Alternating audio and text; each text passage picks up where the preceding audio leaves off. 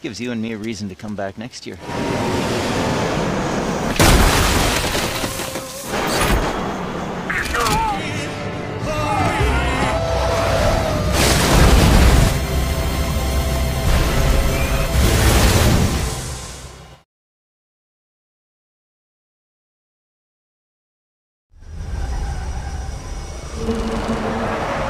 Cerita dibuka dengan para napi berbagai negara akan dipindahkan ke suatu tempat menggunakan pesawat. Di antara mereka ada satu napi yang paling berbahaya. Dia bahkan dipakaikan penutup kepala juga penutup telinga.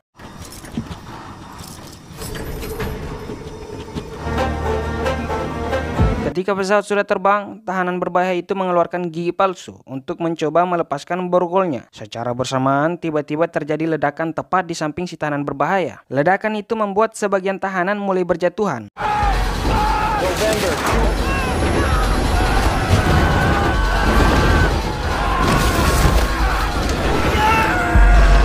Seorang ayah dan anak tengah melakukan camping bertujuan untuk melihat pemandangan aurora yang indah. Di saat menunggu itu, mereka dikejutkan dengan pesawat yang akan jatuh. Napi berbahaya berhasil melepaskan borgolnya. Dia kemudian menghajar para penjaga yang berusaha menangkapnya. Sebelum pada akhirnya mereka semua terjatuh dan beruntung pesawat tidak meledak akibat usaha para pilot.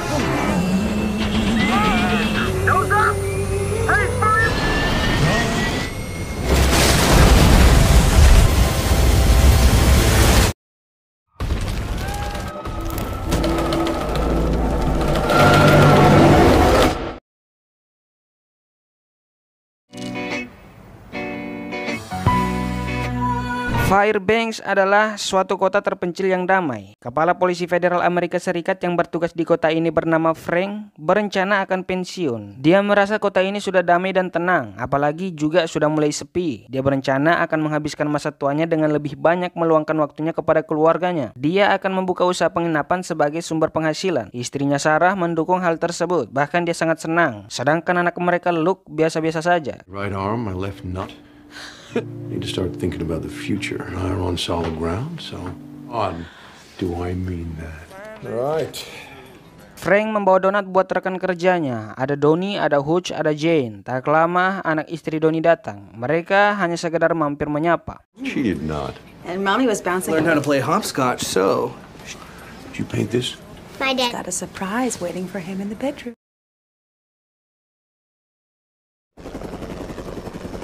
Mereka bertiga kemudian memeriksa hutan atas laporan damkar mengenai adanya asap tak diketahui penyebabnya. Mereka dikejutkan dengan penemuan pesawat jatuh. Mereka mulai turun dan mulai memeriksa. Saat menemukan ada satu orang yang masih hidup, Frank mencoba menyelamatkannya. Tapi tiba-tiba...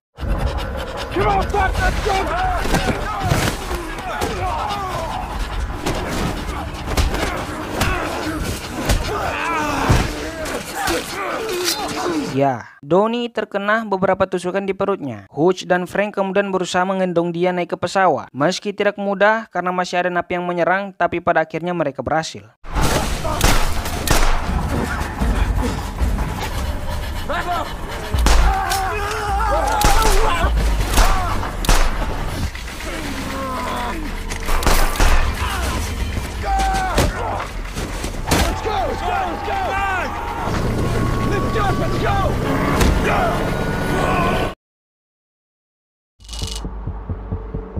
Berpindah tempat di markas besar CIA, kabar mengenai pesawat yang membawa para napi berbahaya jatuh telah sampai di telinga mereka. Yang jadi masalahnya, para napi telah melarikan diri, terutama napi yang paling berbahaya. Untuk mengatasi masalah tersebut, mereka akan mengutus seorang agen CIA bernama Sydney. Di tempat Sydney sendiri, dia sedang menghadiri acara ulang tahun keponakannya. Ternyata, Sydney telah di-kick dari agen CIA. Karena suatu masalah, dia harus dikeluarkan dan bahkan terancam akan dimasukkan penjara. Ma'am, you need to come with us.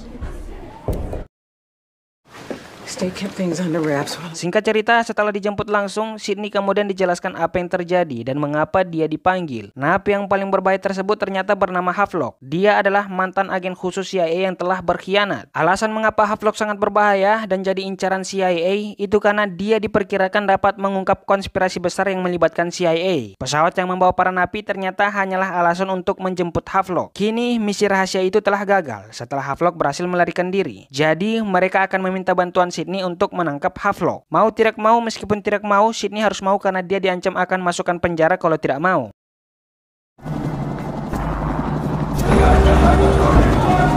Right, everyone, circle up!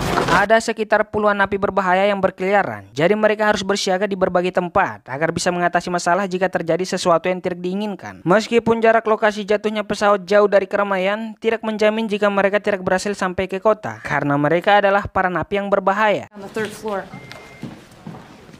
Are you alright? What's going on? Di rumah sakit, Sarah yang telah mengetahui tentang masalah para napi yang berkeliaran tersebut mencoba menghubungi Frank menanyakan keadaannya. Frank baik-baik saja. Yang tidak baik-baik saja itu adalah Donnie. As little as possible, but don't face anything like this. So he's gonna die. 6 years in Chicago on the fugitive. This thing turns into a big shit blood. Frank kemudian dihubungi oleh Sydney, mengabari jika dia akan datang membantu Frank untuk menyelesaikan masalahnya. Tentu Frank tahu jika Sydney punya maksud tertentu, jadi dia meminta Sydney untuk berkata jujur, apa tujuannya dengan siapa dia bekerja dan apa kebenaran di balik para napi yang kabur. Sydney tidak memberi jawaban dengan alasan rahasia. They just weren't real clear on who you work for. Schofield, this is Alaska.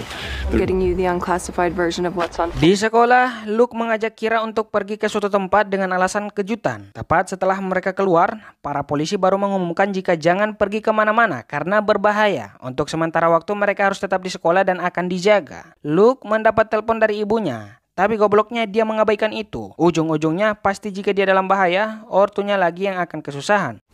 Marshal Granger, plus one of the pilots. 3 marshals are dead. Orang yang selamat itu bernama Granger. Dia adalah salah satu petugas penjaga napi. Frank menanyakan tentang apa yang sebenarnya terjadi. Granger mulai memberitahu, ada salah satu napi berbahaya yang menyabotase pesawat. Napi itu dipanggil Havelock. Dari yang dia dengar, Havelock adalah orang penting yang dirahasiakan dan juga sangat berbahaya. This guy brought down the plane. Selesai dengan Granger, Frank menemui Donnie dan mencoba menghibur dia sebelum pergi. Went home to your wife in the end? Cares of. What's that, Don? The cabin? Shots and jackets are still filtering in from Canada people, also known as the Fairbanks. 23 are dead, 11 are captured, which... Okay, what we do know. Summation, but let's do it quick, people. Selesai memberi arahan kepada timnya tentang apa yang harus dilakukan, Frank dijumpai oleh Sydney. Frank langsung menanyakan kebenaran tentang apa yang terjadi, tapi Sydney masih tetap tidak memberitahukan karena rahasia. Sydney terkejut karena Frank mengetahui tentang Havelock. Sydney langsung ingin menemui orang yang telah memberitahukan tentang hal itu. Frank mencegah sebelum Sydney memberitahukan lebih detailnya. Karena terlalu memaksa dan memang Sydney tidak berpihak kepada orang yang memperkerjakan dia, akhirnya dia memberitahukan kebenarannya. Sydney mulai bercerita panjang lebar mengenai Havelock. 2 hari yang lalu, Havelock berhasil ditangkap di perbatasan Rusia-Tiongkok. CIA menggunakan pesawat pengantar napi untuk membawa pulang Havelock. Tapi seperti yang ditahu, Havelock berhasil melarikan diri. Frank kemudian dipanggil ke rumah sakit karena kondisi Donnie memburuk sampai harus dioperasi. Setelah sampai, Sarah kembali menanyakan keadaan anak mereka. Frank menenangkan dia baik-baik saja karena sudah ada polisi yang berjaga. Untuk memastikan, Frank menghubungi kenalannya yang ada di sekolah buat memeriksa keadaan anaknya. Tapi di saat bersamaan, sangat disayangkan, Donnie meninggal dunia akibat luka yang dia dapatkan sangat parah. How could you let this happen? Please.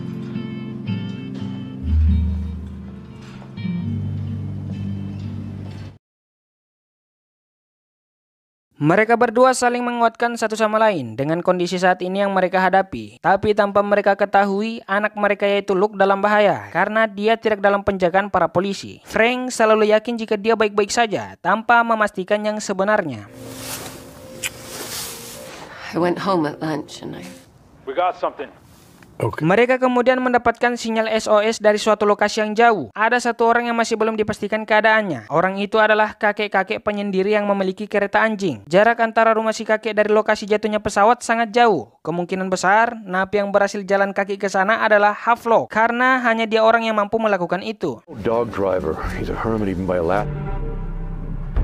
Di tempat si kakek terlihat kondisi dia yang sudah diikat, sembari si napi yang mulai meluting semua makanan. Tak berselang lama, si kakek langsung dihantam setelah si napi menyadari si kakek telah memanggil bantuan.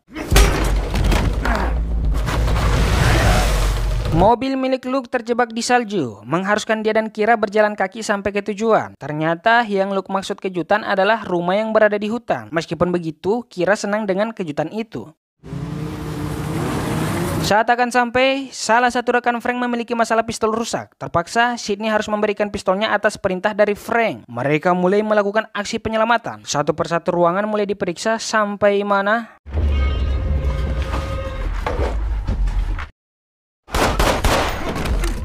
Ya, si napi menggunakan si kakek sebagai jebakan, sehingga dua rekan Frank berhasil dilumpuhkan. Frank ingin membantu tapi dia tidak berhasil. Si napi kemudian menjadikan si kakek sandra saat kondisinya terpojok. I need you to put that weapon. Shoot him, I swear to God. Okay, keep it. My only job is to bring you. Frank mencoba membuat kesepakatan. Dia bisa menjamin keselamatan si napi asalkan si napi menyerahkan diri. Berbeda dengan Sydney, dia ingin jika napi tersebut langsung ditembak. Untung saja senjata dia digunakan oleh rekannya Frank. Andaikan tidak, pasti dia sudah menembak. Ketika si napi terlihat mulai percaya dengan Frank, Sydney kemudian merusak suasana dengan melepaskan satu anjing milik si kakek sehingga anjing tersebut langsung menyerang si napi habis-habisan.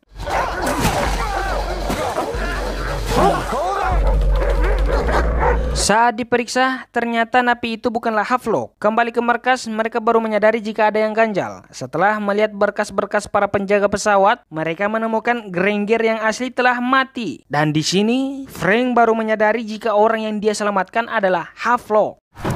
Just felt that he knew the inmate got loose and sabotaged the plane. Restrained.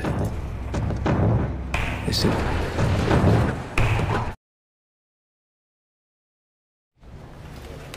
Thank you. Frank have done more for me than you know. Saat Sarah sedang merawat Havelock, Frank menelpon memberitahu untuk menjauhinya. Sayangnya semuanya sudah terlambat. Havelock juga sudah menyadari jika penyamarannya terbongkar. Dia kemudian menculik Sarah untuk dijadikan sandra. Put up my soul, I sleep as can bear. Setelah kehilangan Sarah, Frank juga baru mengetahui jika Luke dalam bahaya. Dia tidak ada di sekolah. Hal itu membuat Frank menjadi tambah pusing. Terlihat Havelock yang sedang merusak tower jaringan agar mempersulit kepolisian menangkap dia. Di sekolah, Frank hadir untuk melakukan konferensi pers. Sebelum itu, tiba-tiba Havelock berbicara lewat toa sekolah. Dia melakukan itu karena ingin berbicara dengan Frank. Havelock memberitahu Frank orangnya baik dan jujur. Dia tahu itu selama bersama dengan Sarah. Dia tidak membunuh Sarah karena mereka orang yang baik. Intinya, karena Frank adalah orang yang jujur, jadi Havelock menginginkan dia menjadi penghubung untuk menjalankan rencananya. Rencana yang akan mengubah dunia. Itulah yang dikatakan oleh Havelock. Dan episode 1 selesai. Sampai jumpa di episode selanjutnya.